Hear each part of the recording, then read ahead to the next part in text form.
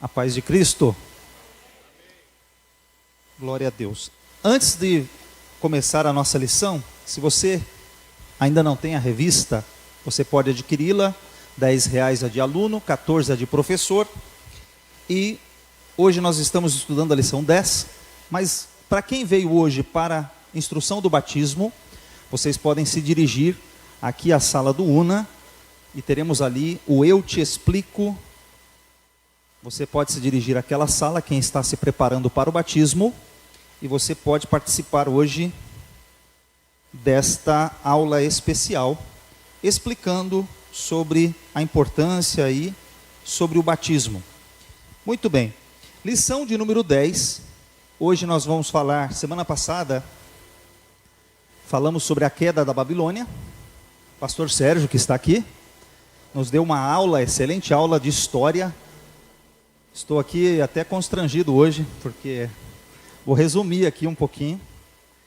Ele começou a falar sobre a queda da Babilônia e sobre, agora, na verdade, a restauração. Até então, a revista veio tratando sobre o cativeiro babilônico.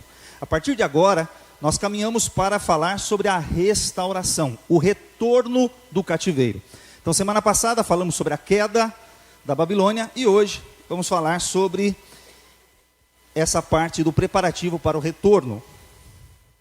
Lição de número 10, Daniel, oração e preparação para o retorno.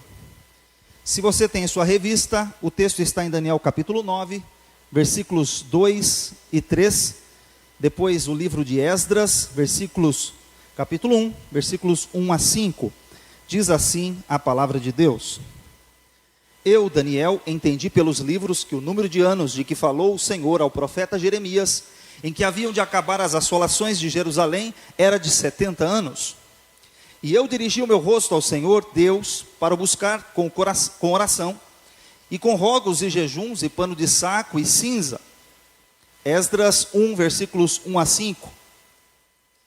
No primeiro ano de Ciro, rei da Pérsia, para que se cumprisse a palavra do Senhor por boca de Jeremias, despertou o Senhor o espírito de Ciro, rei da Pérsia, o qual fez passar pregão por todo o seu reino, como também por escrito, dizendo: Assim diz Ciro, rei da Pérsia: O Senhor, Deus dos céus, me deu todos os reinos da terra, e ele me encarregou de ele edificar uma casa em Jerusalém, que é de Judá. Quem há entre vós, de todo o seu povo, seja seu Deus com ele, e suba a Jerusalém, que é de Judá, e edifique a casa do Senhor, Deus de Israel. Ele é o Deus que habita em Jerusalém. E todo aquele que ficar em alguns lugares em que andar peregrinando, os homens do seu lugar o ajudarão com prata, com ouro e fazenda, e com gados, afora as dívidas voluntárias para a casa de Deus, dádivas melhor, voluntárias para a casa de Deus, que habita em Jerusalém. Então se levantaram os chefes dos pais de Judá e de Benjamim, e os sacerdotes e os levitas, com eles todo aquele cujo Espírito Deus despertou, para subirem a edificar a casa do Senhor, que está em Jerusalém. Bem, o texto da lição de hoje é um texto importante que fala sobre a oração, e eu quero que você leia comigo esse texto áureo da nossa lição, Daniel capítulo 9, versículo 4, 1, 2, 3, e orei, e confessei, e disse: Senhor, Deus grande e tremendo, que guardas o conserto e a misericórdia para os que te amam, e guardam os teus... Glórias a Deus. Aqui é parte da oração de Daniel. Capítulo 9, Daniel começa fazendo uma oração. Ele entendeu, quando ele estava meditando nas Escrituras, sobre qual seria o tempo que o Senhor haveria de restaurar Israel, Jerusalém, Judá. E então ele começa a fazer uma oração baseado nas promessas divinas, orando com a palavra. Esse é um ponto importante que nós precisamos aprender. Firmado nas promessas de Deus, escritas nas Escrituras Sagradas. Então, essa lição tem 3 objetivos. Que, primeiro, é de compreender de que modo a intercessão de Daniel revela a fidelidade de Deus. Segundo, reconhecer que no plano divino, oração e promessa caminham juntos. E terceiro, afirmar pela experiência bíblica que o Senhor ouve e responde às orações do seu povo. Aqui nós temos registradas as promessas, as orações e também o cumprimento das orações. Eu creio que você que chegou aqui, você já viu, você já presenciou respostas divinas às suas orações. Tenho certeza que Deus já respondeu às suas orações, porque o nosso Deus, como diz no Salmo, Ele não está surdo, Ele tem ouvidos, o Senhor, Ele está ouvindo a sua oração, e a sua mão e o seu braço não estão encolhidos para abençoar e agir na sua vida. E hoje nós vamos falar sobre a oração de Daniel e o seu cumprimento. Para isso, só relembrando algumas coisas, que significa o nome Daniel. Daniel significa Deus é meu juiz. Deus é quem julga a sua causa. Você vai olhar lá no título, lá em cima, fidelidade e oração na Babilônia. Lá ele orou e Deus ouviu a sua oração. Havia um conceito em Israel de que Deus só ouviria a oração se a pessoa estivesse no templo, em Jerusalém, na Terra Santa. Mas esse homem não está em Jerusalém, esse homem está na Babilônia. Ele está lá no seu quarto, ele está lá no palácio. Mas quando ele dobra os seus joelhos e coloca a sua mão em direção à sua terra, Deus ouve as suas orações. Então não importa onde você está, Deus continua respondendo às suas orações. A sua origem, ele era da cidade de Jerusalém, foi levado muito jovem para a Babilônia. E eu quero trazer para você isso aqui, nessa última reflexão. Pastor Sérgio começou falando sobre Ciro, é o último homem que está aqui na lista. Mas percebam a evolução importante desse homem de Deus. Ele foi levado ainda adolescente para a Babilônia, quando era rei Nabucodonosor. Você está acostumado a ouvir sobre Nabucodonosor e Belsazar, e talvez Dário, e talvez Ciro, você ouviu semana passada. Mas, e esses outros que estão no meio? Evil-Merodach também está na Bíblia, mas talvez você passou muito rapidamente pelo livro de Crônicas, pelo livro de Reis, e viu ali talvez em uma de suas leituras, mas você talvez não se atentou que esse rei também era um rei de Babilônia. Alguém acha que de Nabucodonosor já pulou direto para Belsazar, mas na verdade o rei era Nabonido, e como explicou muito bem semana passada, Belsazar era o corregente, era aquele que liderava na ausência do rei principal.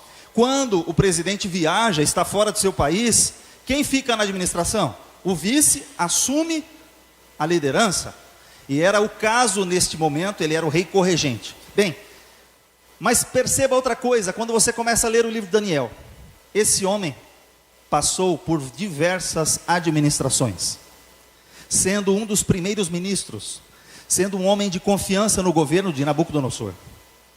Ele segue sendo homem de confiança em Evil-Merodach. Ele segue sendo um homem de confiança em Nergal-Sharezer. Ele segue até o reinado Dário e Ciro. Em Daniel capítulo 10 você vai ler o nome de Ciro. Daniel capítulo 9 você lê o nome de Dário. Esse Dário não é o Dário I, que é o grande Dário que a gente vai estudar mais para frente. Não é esse Dário. Esse Dário aqui é como se fosse um tio, alguém que entrou na administração porque Ciro conquistou, só que Dário foi quem ficou na administração da Babilônia, enquanto Ciro é o imperador da Pérsia, e ele está conquistando as terras, e ele deixou alguém para administrar a Babilônia. Quem ele deixou para administrar a Babilônia? Está lá, Dário. Dário é o responsável naquele momento por administrar Babilônia, e Dário é aquele que ora, de certa forma, para que Daniel não seja jogado na cova dos leões. Ele não queria que Daniel fosse jogado na cova dos leões. Foi uma armação contra o servo de Deus, mas ele não deixou de orar, mesmo quando havia um decreto proibindo qualquer tipo de oração. Ele não interrompeu a sua vida de oração. E aí está o texto, no início, que nós estamos lendo. Veja, no ano 1º de Dário, filho de Assuero, da nação dos Medos, o qual foi constituído rei sobre os reinos dos caldeus. No ano 1º do seu reinado, eu, Daniel, entendi pelos livros que o número de anos de que falou o Senhor ao profeta Jeremias, que haviam de acabar as assolações de Jerusalém, era de 70 anos. Ele começa a sua oração quando? No 1º ano de Dário. Ele está começando a sua oração depois que ele entendeu, pela leitura das Escrituras, que a promessa estava próxima, de que o tempo estava próximo. Ele soube discernir o seu tempo.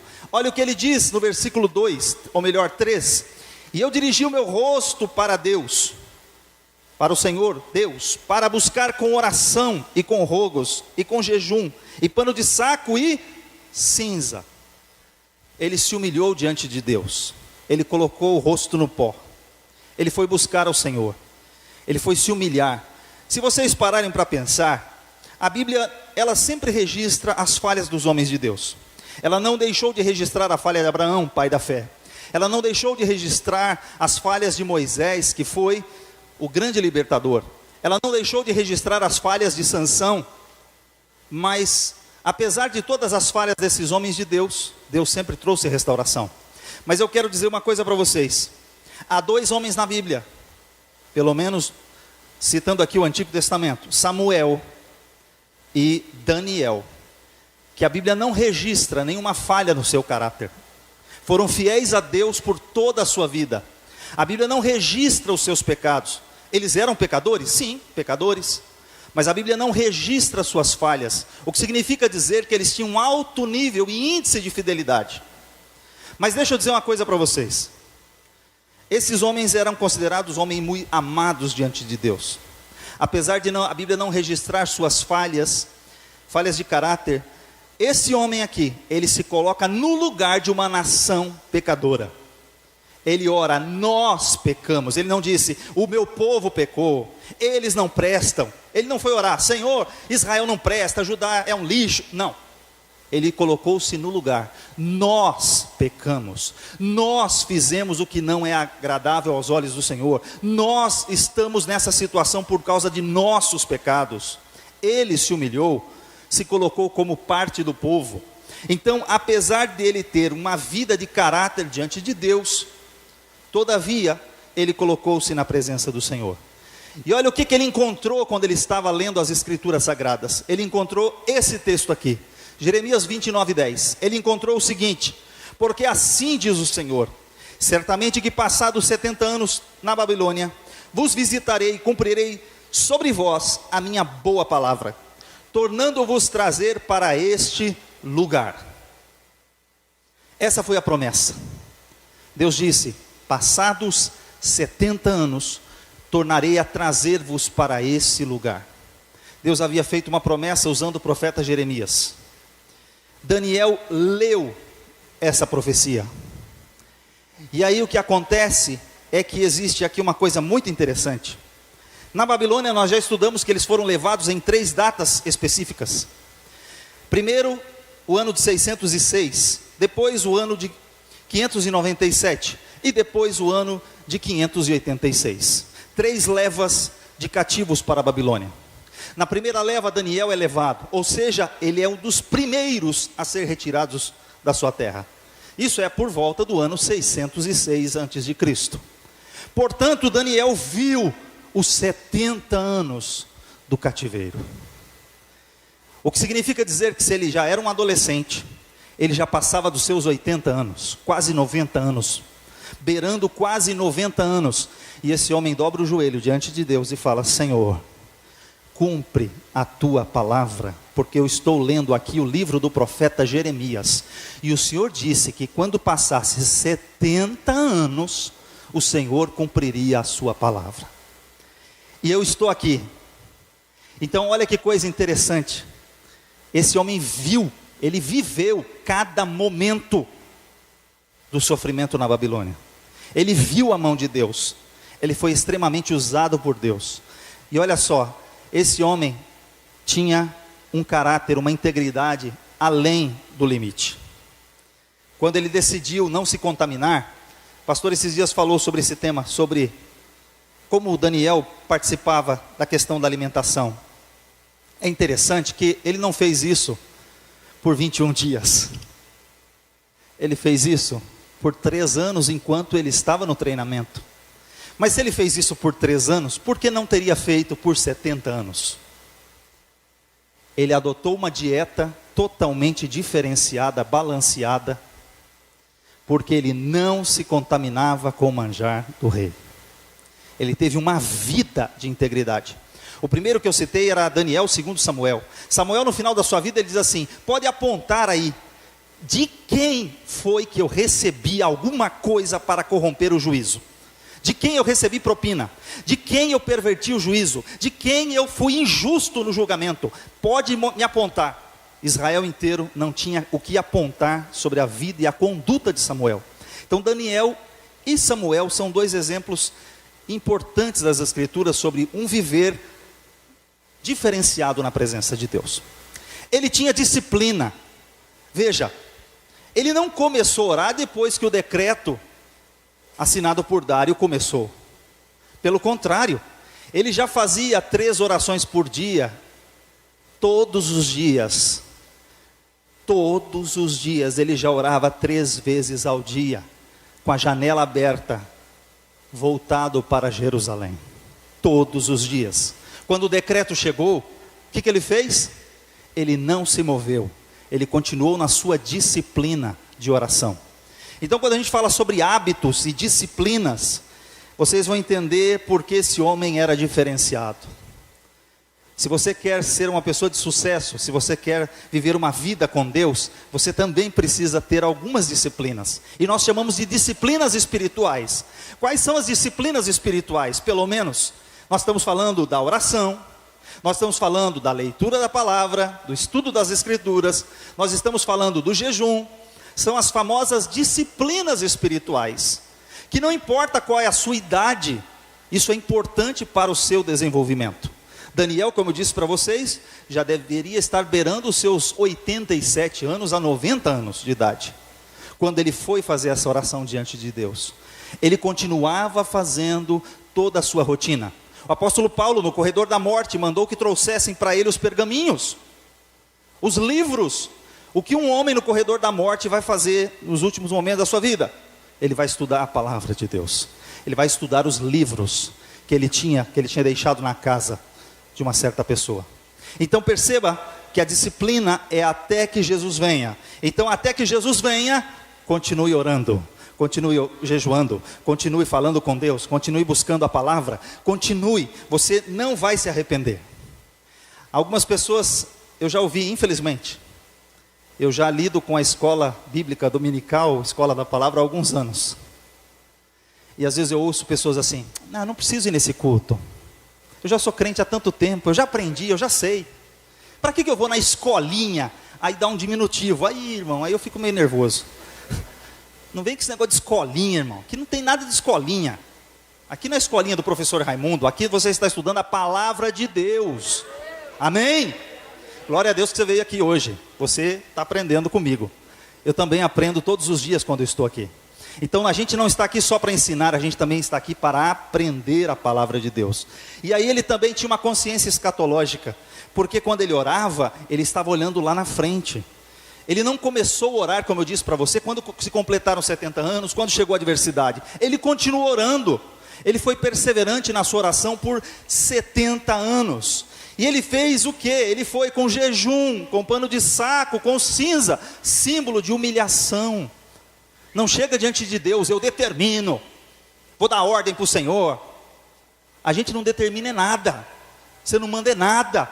É isso que está escrito no texto. Ele falou: é o Senhor quem levanta, é o Senhor quem abate, é o Senhor quem coloca reis, é o Senhor quem tira reis, é Ele quem faz, Ele faz o que Ele quer, e acabou. Mas por que eu tenho que orar então? Você tem que orar porque você está firmado na palavra, e você vai fazer a vontade dEle. Jesus disse: Senhor, se possível, passa de mim esse cálice. Todavia, não seja o que eu quero, mas o que tu queres. No final, a vontade de Deus será feita. Então a oração vai te ajudar a se conformar à vontade divina, a que você se ajuste ao plano divino, a que você esteja no centro da vontade de Deus. Então a oração faz diferença, sim. E aí ele chega diante de Deus com a solidariedade. Ele usou essa palavra aqui, pecamos e cometemos iniquidade. Ele não jogou na costa dos outros, diferente de um rei. Israel teve 2 reis importantes, que começaram o reinado, Saul e Davi. Diferença básica: Saul, toda vez que errava, jogava a culpa nos outros. Samuel atrasou, ele foi lá oferecer o sacrifício, aí ele pega e fala assim: mas Saul, por que você fez isso? Porque o Senhor chegou atrasado, o povo estava se dispersando. Ele sempre tinha uma desculpa, ele nunca admitia seus erros. Saul, por que você poupou o rei dos amalequitas, Agag? Por quê? Não fui eu, foi o povo. Saul, o que você está fazendo aí, Saul? Saul nunca admitia seus erros. Diferença de Davi: o anjo do Senhor está lá destruindo Jerusalém por conta de um erro de Davi. Davi, pai, Senhor, me perdoa, o povo não tem culpa, a culpa é minha. E ele se coloca diante de Deus, e Deus manda cessar a praga. Davi, quando foi confrontado por Natã, ele escreve o Salmo 51. Senhor, não retires de mim o teu Espírito Santo, torna-me dar a alegria da tua salvação. Então Davi reconhecia seus pecados, ele se arrependia, tinha um homem segundo o coração de Deus. Samuel se coloca, Daniel se coloca na sua posição como também sendo parte do problema. E aí qual é a base da sua oração? A base da oração dele não são as nossas justiças, e sim na sua infinita misericórdia. Olha que texto lindo na sua oração, versículo 18. O apelo de Daniel foi o seguinte: não lançamos as nossas súplicas fiados em nossas justiças, mas em tuas muitas misericórdias. Sabe por que Deus te ouve? Não é porque você é bonzinho. Deus te ouve, Deus me ouve, porque Ele é muito bom. Não é porque você merece ser ouvido, mas porque Ele é fiel, Ele é justo, e a sua misericórdia não tem fim. O que nós estamos recitando agora neste mês, Lamentações 3, que as suas misericórdias são novas a cada manhã, todos os dias, as misericórdias do Senhor são novas, se renovam. Essa é a diferença. Olha só que interessante. E aí ele recebe a resposta de Deus. Deus disse para ele que ia resolver. Enquanto ele estava orando, olha o que está escrito lá em Esdras 1. E Deus moveu o coração de Ciro. Enquanto Daniel ora, Deus opera. Deus moveu o coração de um rei pagão. O texto diz que foi Deus quem moveu o coração de Ciro. Veja, enquanto ele ora, Deus desperta Ciro para conhecer as profecias de Jeremias, Isaías. E aí ele faz um decreto. E nesse decreto ele vai liberar o povo. Porque Deus é quem dirige toda a situação. Mas olha só, eu estou correndo e vocês vão perceber, porque eu ainda vou falar da lição 11. Então, vocês vão entender. Eu já vou entrar no primeiro retorno. Então, perceba que ele está orando, porque eu vou falar de Ciro mais para frente, mais um pouco, daqui a pouco, de novo. Então, olha só, ele começa a orar e Deus começa a mover Ciro. Aí Ciro, ok, o rei foi movido, glória a Deus. Mas se só Ciro se move e ninguém mais faz nada, vai acontecer alguma coisa? Não vai. Então aqui existe um trabalho de cooperação. Infelizmente, alguns irmãos de uma teologia um pouco mais determinista, eles creem que Deus é monergista, simplesmente só Deus age, e que não há nenhuma resposta do lado na contrapartida. Infelizmente, eles estão errados, porque não é isso que a Bíblia ensina. Deus age, Deus move céu e terra, mas eu e você temos que responder à ação divina. A ação divina, Deus age, mas eu e você respondemos à ação divina. Ou seja, Deus vai agir e você tem que se mexer. Deus faz aquilo que Ele tem que fazer, o impossível. O possível você tem que fazer. Então, Deus começou a mover e o povo começou também a ser despertado. Todos aqueles cujo espírito Deus despertou. Não foi todo mundo que quis voltar para Jerusalém. Imagina o seguinte, lá em Jeremias 29, Deus instruiu Jeremias a escrever assim: vocês que estão na Babilônia, casem, plantem vinhas, construam casas, vivam a vida aí, porque vocês vão ficar aí 70 anos. Não fique achando que vocês vão voltar no mês que vem. Vocês foram fazer uma temporada de férias na Babilônia. Vocês foram fazer uma viagem de 30 dias, de 3 meses. Não. Vocês ficarão aí 70 anos. Então construam sua vida aí na Babilônia. Orem pela paz aí na Babilônia. Mas tem uma coisa, um dia vocês vão voltar. Só que depois de 70 anos, tinha gente que já tinha comércio estabelecido, casa, família, netos, bisnetos. A pessoa falou assim: eu vou andar mais 1000 e tantos quilômetros de volta, quase 5 meses caminhando, voltar para uma terra que está destruída, recomeçar do zero. Não, deixa eu aqui de boa, deixa eu ficar aqui de boa, já estou aposentado, eu já conheço tudo por aqui na Babilônia, já tenho minha rota comercial, já fui próspero. Mas Deus moveu o coração de quase 50 mil pessoas. Então Deus é fiel, e eles voltaram para a sua terra. E aí há um ponto importante aqui. Se alguém consegue me ajudar passando mais um adiante. Aí não foi. Aí nós vamos falar da provisão divina. Tinha uma provisão para a missão. A provisão era o seguinte: ok, esse povo vai sair da Babilônia, vai voltar para reconstruir. E agora? Reconstruir um país, uma nação, como? Com que recursos?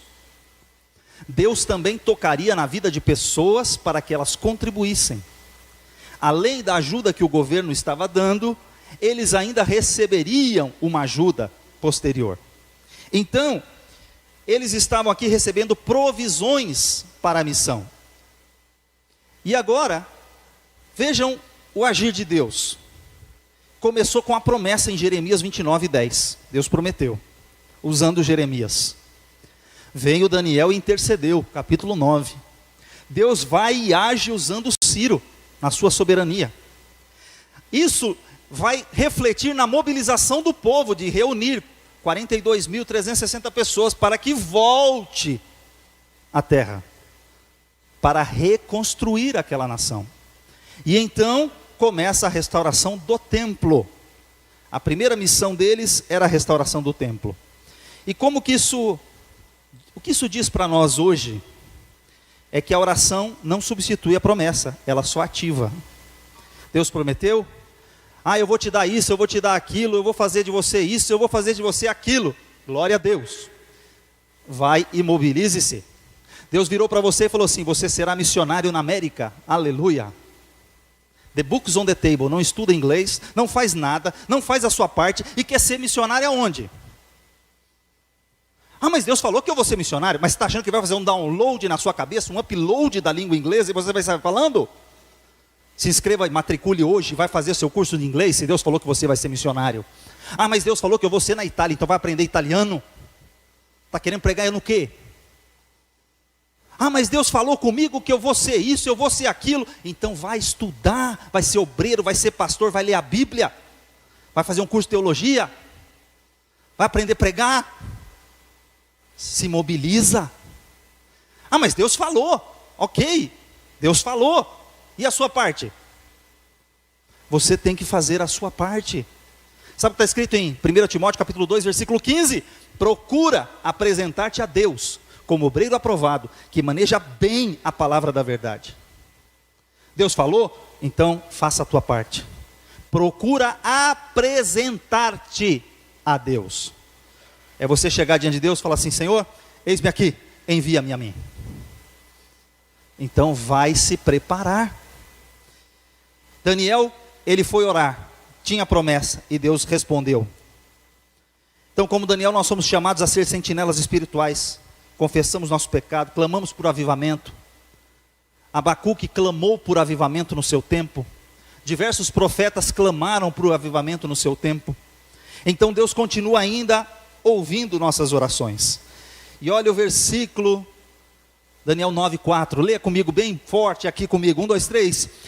Senhor, Deus grande e tremendo, que guardas o conserto e a misericórdia para os que te amam, e guardam os teus ele estava orando: Senhor, o Senhor usa de misericórdia para aqueles que guardam os seus mandamentos.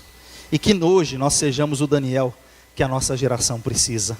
Que Deus use você com esse Daniel. Que Deus nos use para ser intercessores nessa causa divina. E aí a gente vai falar na lição 11 do primeiro retorno. Por que falar do primeiro retorno? Porque semana que vem é ceia, na outra vocês terão aqui uma aula muito especial. Preste atenção. Todos que estão aqui não faltem. Dia 25/3, pastor Ronald Gustavo ministrando aqui, o autor da revista. Então não faltem, estejam conosco todos vocês. E ele vai falar sobre Neemias. Amém? Então vamos lá. Eu vou só antecipar aqui um pouquinho. A lição 11, ele vai falar da lição 12. Então, como teremos a ceia, eu vou antecipar uma parte aqui. Olha, Esdras 1, versículo 1 e 2, que já lemos. No primeiro ano do reinado de Ciro, rei da Pérsia, a fim de que se cumprisse a palavra do Senhor falada por Jeremias, o Senhor despertou o coração de Ciro, rei da Pérsia, para redigir uma proclamação e divulgá-la em todo o seu reino, nestes termos: assim diz Ciro, rei da Pérsia: o Senhor, o Deus dos céus, me deu todos os reinos da terra e me designou-me para construir um templo para ele em Jerusalém, que é de Judá. Eu disse para vocês que o cativeiro aconteceu em 3 datas. Eu disse para vocês que era 606, 597 e 586. Essas foram as datas do cativeiro. Deus também usou 3 datas para restaurá-los, em 3 etapas. Aí você vai guardar outras 3 datas agora. Diga comigo: 538, 458 e 445. São as 3 datas que Deus usou para a restauração. A primeira, 538, é quando sai o decreto de Ciro. E aí surgem 2 figuras que agora nos são apresentadas: Zorobabel e Jesua, ou Josué, sacerdote. E eles são designados para ir a Jerusalém com aqueles que se dispõem, que são tocados por Deus para a reconstrução do templo. Aqui são quase 50 mil pessoas. Bem, depois você tem Esdras, que vai ser a pessoa que voltará para restabelecer a parte moral, do culto, do ensino das escrituras. Esdras vem em 458. E quase que contemporâneo dele, nós temos Neemias para a reconstrução dos muros. Então Deus vai usar 3 datas para fazer isso. Então aqui basicamente são 3 marcos especiais. Você tem Zorobabel, você tem Esdras e você tem Neemias. Bem, a ideia aqui, diga comigo essa palavra bem grande aqui, ó. Tanto o livro de Esdras, Neemias e Ester, o tema é restauração. Esses 3 livros acontecem dentro desse período que eu estou falando para vocês, que é o período de restauração, de retorno do cativeiro. Deus vai usar pessoas para restaurar o seu povo. E basicamente, ele vai restaurá-los em 3 áreas principais. Primeiro, Deus vai restaurar o centro espiritual. Primeiro, você tem que restabelecer o culto. Você tem que restabelecer a adoração a Deus. Depois ele vai restabelecer a parte do coração do povo, que a palavra seja colocada no seu coração. E no final, a proteção física, que vai ser a reconstrução dos muros. Aqui para você ter uma ideia de um timeline, para a gente acompanhar, para que você não fique perdido na questão dessas datas. Eu vou colocar para vocês um timeline. Então acompanha comigo. 539, o pastor Sérgio falou semana passada sobre a queda da Babilônia. 539, Belsazar é destronado, a Babilônia cai, Ciro assume o comando. Então ali Ciro, ele tem um reinado de 539 a 530 a.C. Ciro é esse rei que faz o decreto e libera eles para voltarem. Estima-se que o decreto saiu por volta aqui de 538, é uma estimativa. Alguns dizem 537, isso pode variar um pouquinho. Essas datas que eu disse, podem ser uma para mais, uma para menos. Não tem nada a ver com Datafolha, nada a ver com USP, amém? Aqui é mais fidedigno do que o deles, ok? Pode ficar tranquilo. Então, aí você tem o seguinte. Acontece que eles recebem a ordem para a reconstrução. Mas aí tem um detalhe. Eles recebem a carta, o decreto, 42 mil, Zorobabel, e eles vão começar a reconstrução. Quando chegam em Jerusalém, o cenário é de caos, caótico. Vão começar a reconstruir o templo. Eles vão e lançam os alicerces. Ótimo. Só que aí começa a lançar os alicerces, os vizinhos, amiguinhos samaritanos, amiguinhos vizinhos, começam a ver os alicerces do templo. E aí começa uma burocracia, uma perseguição. Primeiro eles dizem que querem ajudar, tentando se aproximar. Zorobabel diz não, essa obra não pertence a vocês, vocês não fazem parte disso, vocês não vão ajudar. Bem, parece algo orgulhoso, mas eu vou explicar daqui a pouco para vocês em mais detalhes. E aí no final eles acabam não aceitando, mas eles precisam de material, eles precisam de mão de obra, eles precisam de muitas coisas para construir. Começam as burocracias. Vai ter que pedir autorização para fazer tal coisa, tem que pedir para o fulano de tal lá da prefeitura. O cara da prefeitura começa a dificultar a situação. O vizinho de Samaria dificulta outra situação. O outro dificulta, o outro cria mais uma burocracia. E eles vão criando dificuldades, e dificuldades, e dificuldades, e perseguições, e perseguições. Então a obra acaba sendo, de fato, paralisada. Com os rumores, boatos e tantos problemas, a obra que deveria continuar, ela é paralisada. Estima-se, isso pode variar, tá? Que foi entre 17 a 15 anos que essa paralisação aconteceu. Isso é muito tempo de uma obra parada. No meio tempo, eu disse para vocês que Ciro reinou de 539 a 530. Quando Ciro não reina mais, quando Ciro morre, Cambises II assume o trono. E esse rei aqui não está nem aí. Ele não vai ajudar ninguém a reconstruir, porque quem fez o decreto foi a administração anterior. Já viu como que funciona a política, né? Na administração anterior tem um decreto. Ah, mas é da anterior, não é da minha? Então esse aqui não está nem aí com isso. E aí a situação continua. O que acontece? Vem Dário I, 522 a 486. Bem, quando você está chegando lá no capítulo 4 de Esdras e depois o capítulo 6, esse Dário I é o Dário Grande. Esse homem começa a reinar em 522 e vai reinar até 486. Quando ele começa a reinar, os judeus tentam mais uma vez a reconstrução. Aqui Deus levanta os profetas Ageu e Zacarias. O povo já tinha passado de 15 a 17 anos na inércia. Eles acabaram construindo suas casas, vivendo sua vida, e a casa de Deus está largada. O alicerce foi lançado, mas nada continuou, nada prosseguiu. A casa de Deus está abandonada. Bem, eles cuidam da sua própria vida, dos seus afazeres, seguem sua vida sem o templo, sem a adoração. Bem, aí então, 2 anos depois da administração de Dário, ele manda fazer uma investigação. Tem todos os rumores, as acusações, ele faz uma investigação e encontra o decreto de Ciro. Que Ciro, sim, tinha dado autorização para os judeus reconstruírem. Óbvio, está escrito, e uma vez que está escrito, Dário decide que ele vai ser benevolente como foi Ciro. Então ele dá autorização para prosseguir. 5 anos depois, de 520 a 515, a construção do templo é concluída. Então o templo é inaugurado. Glória a Deus, eles conseguem. Foram mais ou menos 23 anos entre o decreto de Ciro e a reconstrução final em 515. Bem, eles estão com o templo reconstruído.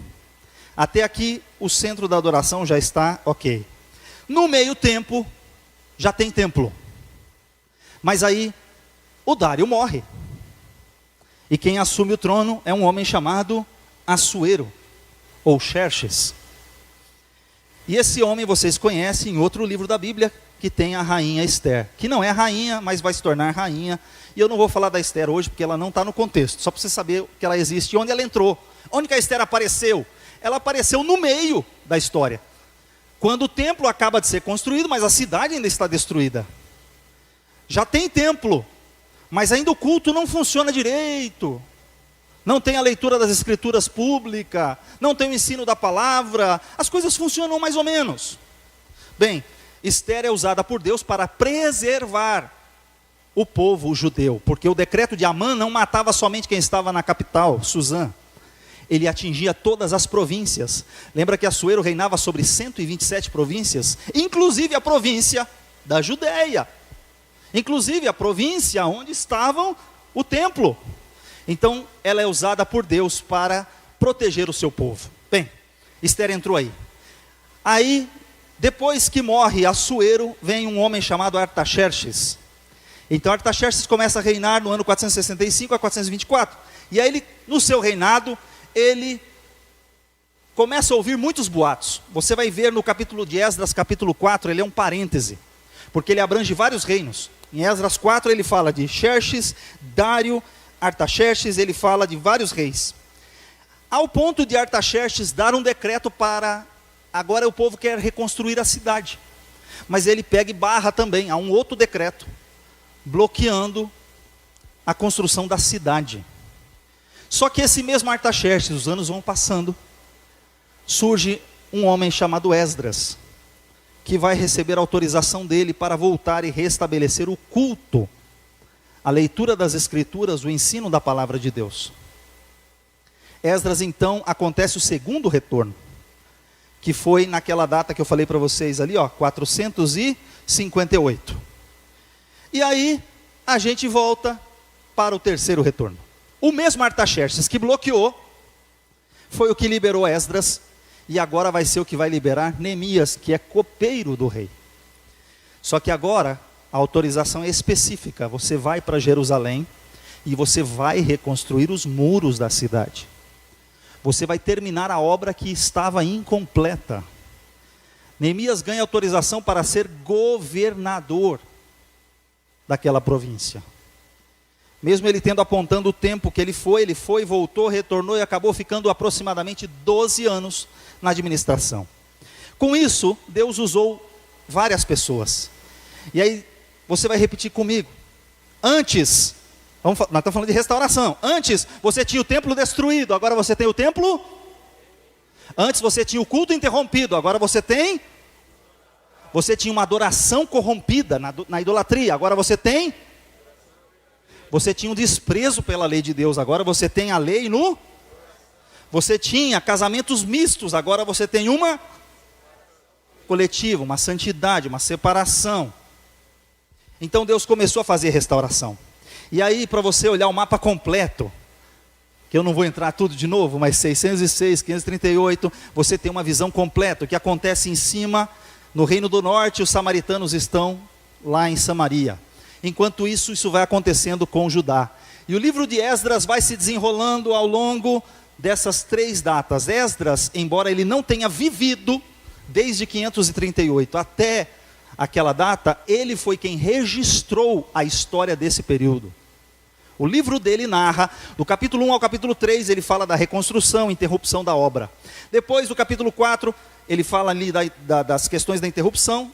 No capítulo 5 e 6 da reconstrução, das palavras que Deus usou os profetas Zacarias e Ageu. E depois ele termina falando da restauração pela palavra. E ele vai citar depois também, ele vai ser parceiro na administração com o nosso amigo Neemias. De uma outra forma, na linha vermelha você tem os reis. Veja como Deus foi operando. Diversos reis, e embaixo os seus profetas e os seus instrumentos sendo usados, para que o seu povo fosse restaurado. Então, olha essa frase aqui. Nós sempre estamos tratando sobre um Deus soberano. Deus usou um monarca para punir os judeus, Nabucodonosor. Mas Deus usou 3 para restaurar. Deus usou 3 reis, com recursos de 3 reis, para que eles, porque eu esqueci de falar que Dário, inclusive mandou que os seus inimigos ajudassem na reconstrução financeiramente. Vocês estão falando contra eles, agora vocês vão dar o seu recurso para ajudar na reconstrução. Então veja que Deus pode fazer as coisas? Pode, Deus pode. Deus é fiel, Deus pode usar recurso de onde você não imagina. Você fala assim, não, Deus vai usar só crente abençoado rico. Tem hora que Deus está usando, são outras pessoas. Aí se você começar a olhar a engrenagem da promessa de Deus, começa que tem uma profecia, Deus falou, Deus cumpre. Aí vem nessa engrenagem o despertar. Deus toca no coração de alguém, Deus desperta o rei, Deus desperta o seu povo. E aí nessa engrenagem vem o decreto, a concretização da sua promessa. Deus é soberano. Mais uma vez a gente está falando que Deus é soberano. Ele controla a história. E aí você viu que saiu esse decreto, que está lá no Museu Britânico de Londres, o pastor Sérgio falou, foi encontrado em 1879, isso é interessante, porque muitas pessoas questionavam os personagens bíblicos, a veracidade do que a Bíblia estava dizendo, só que foram encontrar só em 1879, está lá no museu exposto, vai lá e olha, e você vai ver como Deus é fiel, amém? Então, olha só, há um marco especial. O que marcou, de certa forma, que eles estão saindo de lá e estão voltando para casa? Uma coisa interessante, pequena parece. Aparentemente pequena, irrelevante. Olha o que está escrito em Esdras 1:7. Também o rei Ciro entregou os utensílios da casa do Senhor, os quais Nabucodonosor tinha trazido de Jerusalém e os colocou na casa de seus deuses.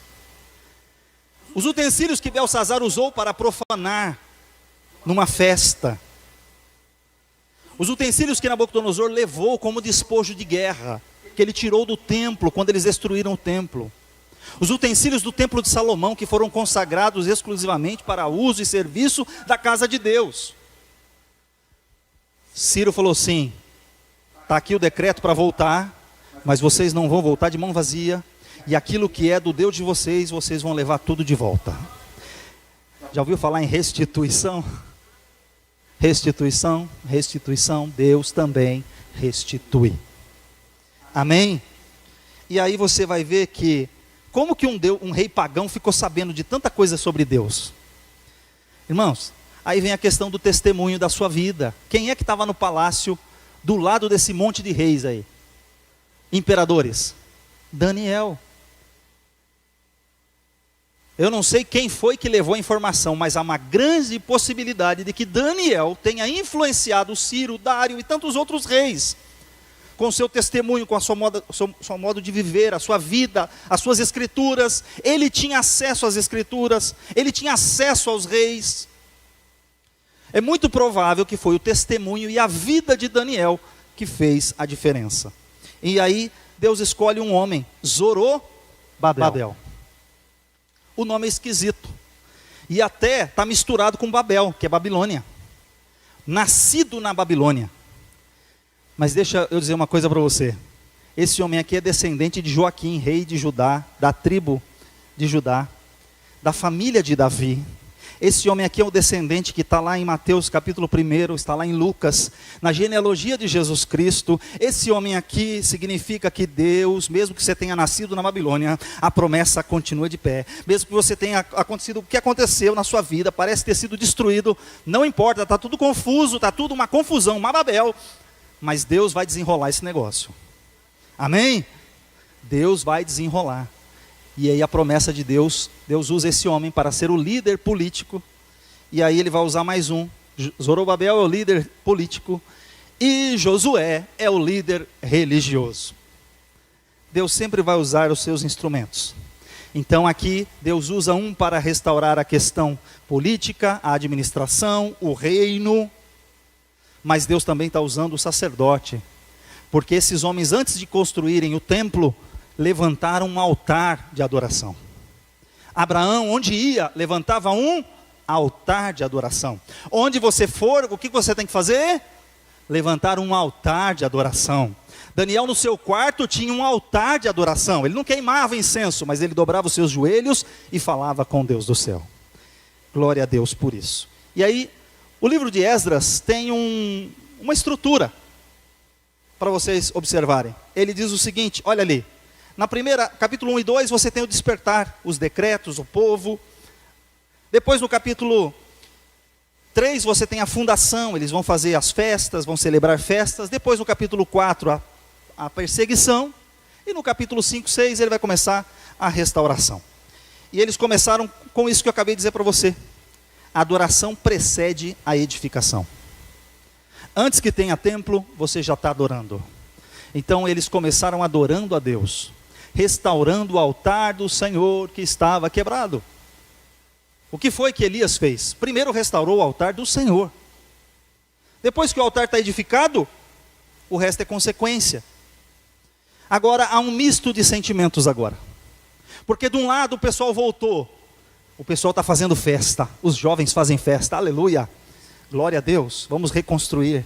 Estamos voltando para a nossa terra.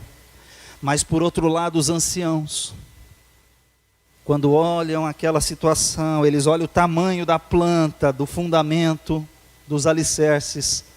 Eles falam assim: puxa vida, eu me lembro lá dos alicerces do templo de Salomão, lá do templo de Salomão. Eu lembro-me da estrutura que era. Essa casa é inferior, mas nesse misto de sentimento, eles se uniram para reconstruir. E aí um dos profetas vai dizer: a glória desta segunda casa será maior do que o da primeira. Então, apesar de as aparências mostrarem que tudo parece estar dando errado, Deus ainda vai agir. Mas deixa eu mostrar para você que o inimigo não para. Existe uma máquina mortífera do inimigo para te destruir. Olha o que ele faz. Primeiro começou com desânimo local. Os vizinhos intimidavam os trabalhadores judeus, dificultavam as coisas. Havia corrupção, os conselheiros persas geravam burocracias, tinha que pagar um suborninho, uma burocracia, criando dificuldade para a obra prosseguir. Transição de poder, o trono troca toda hora, sai de um governo, vai para o outro governo que assume não quer saber da administração anterior, Cambises não quer nem saber de nada, a obra de fato para, mas só que tem uma coisa: mesmo que tudo pareça estar parado, o que é estimado aqui entre os anos 537 a 520, a obra ficou parada. Mas aí, por que os trabalhadores não deveriam estar lá? Aqui tem uma explicação teológica importante sobre os samaritanos. Quem eram os samaritanos? Que eles não podiam participar da construção. Primeiro, houve uma invasão no Reino do Norte, em Samaria, em 722. O rei assírio levou esse povo embora. Só que qual foi o problema? Com a deportação, esse povinho de azul é o povo de Jerusalém. Ele levou embora. Quando ele leva embora, ele deixa alguns lá ainda. Só que ele vai, conquista outras terras. Aí ele pega, por exemplo, dinaítas, elamitas, babilônios e outros povos pagãos e trazem para habitar aonde? Em Samaria. Com isso ele cria uma mistura. Uma mistura não somente de raças, mas de crenças, de valores. Então quem passa a habitar em Samaria passa a ser chamado de samaritano. Porque eles nem são da descendência de Abraão e nem são de outros povos, porque agora misturaram tudo. Criou-se um sincretismo religioso. Depois de um tempo eles vão tentar seguir o Pentateuco de Moisés e desprezam todas as outras escrituras. Só que mesmo assim eles são uma mistura. E o que acontece quando você mistura as coisas de Deus com o sincretismo religioso? Gera só confusão. Corrupção da identidade. Qual a sua identidade? Quem é você? Qual é a sua cosmovisão? Totalmente divorciado da verdade. Eles misturavam idolatria com adoração verdadeira. Eles queriam saber os costumes do Deus da terra. Temos que conhecer o costume do Deus daqui. E aí começaram a ter uma incompatibilidade. Nessa linha do tempo, o capítulo 4 de Esdras mostra esses problemas aqui da paralisação. Quando Dário assume, começa a reconstrução, Assuero para a reconstrução da cidade, e então vai caminhar até que Esdras e Neemias vão começar a verdadeira construção. Mas olha só, Deus usou 2 profetas, Ageu e Zacarias, encorajando o povo. Enquanto o povo estava nas suas casas, e aí qual era a questão? As suas casas luxuosas, as suas casas bem apaneiladas, enquanto a casa de Deus permanecia em ruínas. Esse descaso provoca um despertar, e esse profeta vai chamar a atenção do povo. Vocês precisam priorizar as coisas de Deus. Não é só trabalhar, fazer tudo para você, e para Deus só o resto. Deus não quer o seu resto. Deus quer você inteiro. Então, para Deus nós fazemos o melhor e não o pior. E acho que algumas pessoas esquecem isso. Que não fazemos para agradar A, B ou C, fazemos para Deus. Deixa eu dizer para vocês. Se aqui tiver 2.000 pessoas, eu vou dar minha melhor aula para 2.000 pessoas. Se aqui tiver Pedro, Tiago e João no barquinho, eu vou dar minha melhor aula para Pedro, Tiago e João no barquinho. Porque eu não estou fazendo para vocês, eu estou fazendo para Deus. Quando você pega aqui o microfone para cantar, eu vou cantar aqui, eu não ensaiei não, mas é para Jesus mesmo, serve qualquer coisa. Como assim? Você está cantando para quem? Lá fora, você ensaia, estuda, chega mais cedo, faz tudo o que tem que fazer. Para Deus, quer entregar o lixo, o resto. Não pode. Para Deus é o melhor. Johann Sebastian Bach só lhe deu glória. A melhor música era feita na igreja. Ele compunha para Deus. Ele falava assim: estou compondo para Deus. Não estou compondo para tocar no barzinho. Não estou compondo para tocar no carnaval. Eu estou tocando para o Deus Todo-Poderoso. É para Ele que eu estou fazendo. Para Deus é o melhor. Tudo que você tem de melhor, você dá para quem? Para Deus. O que significa primícias? Primícias, para Deus, é o melhor. Deus está em primeiro lugar. Então, só que quem vai convencer você disso? Sou eu? Não. Você acha que eu vou convencer com a minha palavra? No mínimo você vai ficar bravo comigo. Sair daqui meio irado.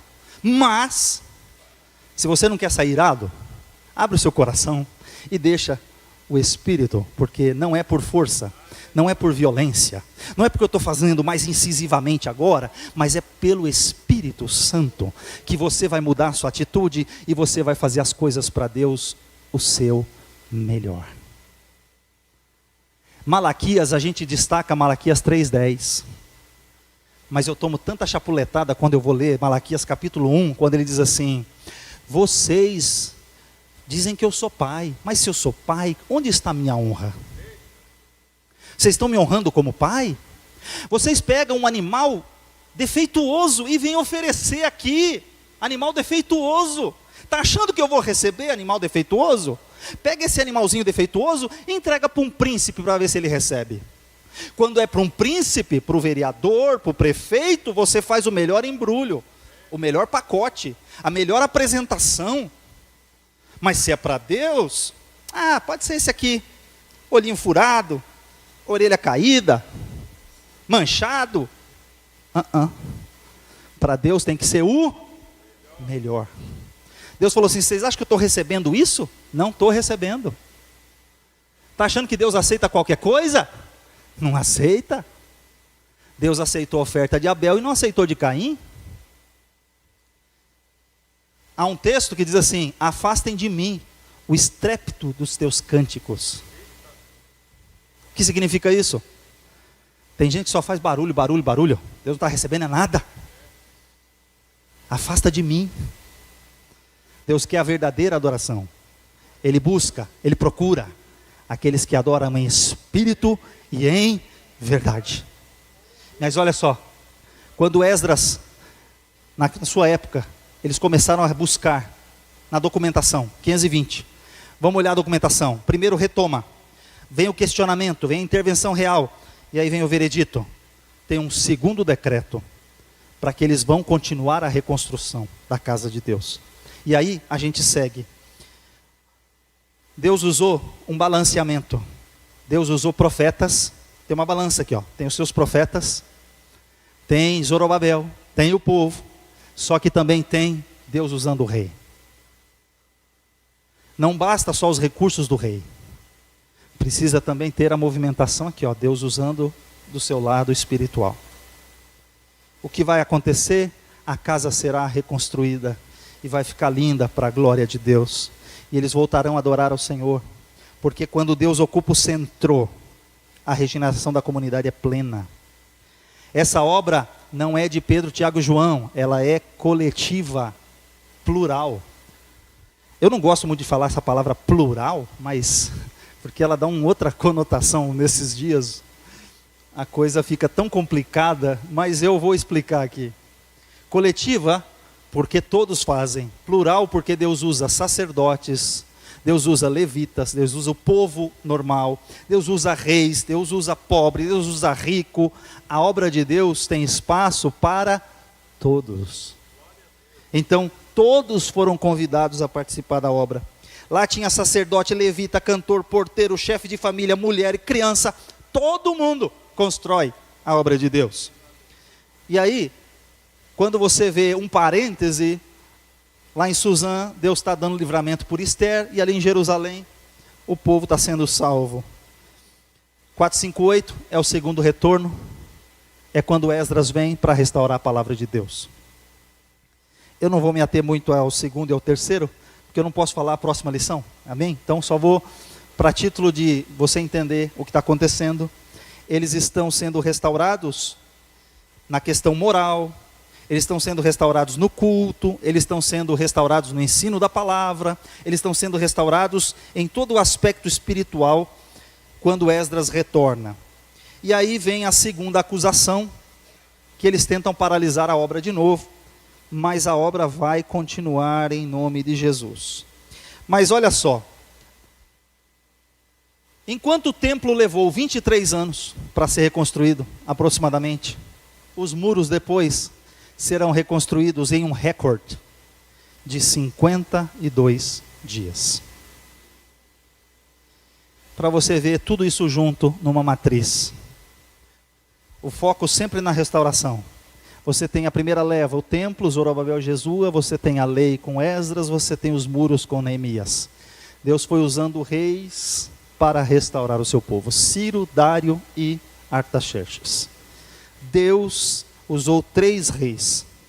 Mas o que Deus quer? Ele quer estar no meio, no centro da sua vida.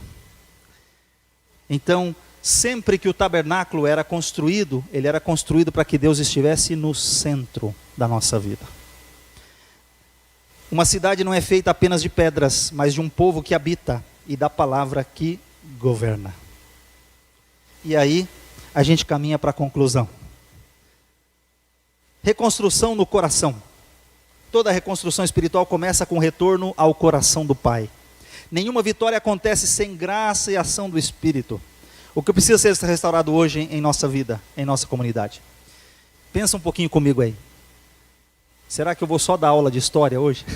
O que está precisando restaurar aí na sua vida, na sua casa, na sua família? O que precisa ser corrigido? O que precisa ser restaurado? Saiba que Deus pode restaurar.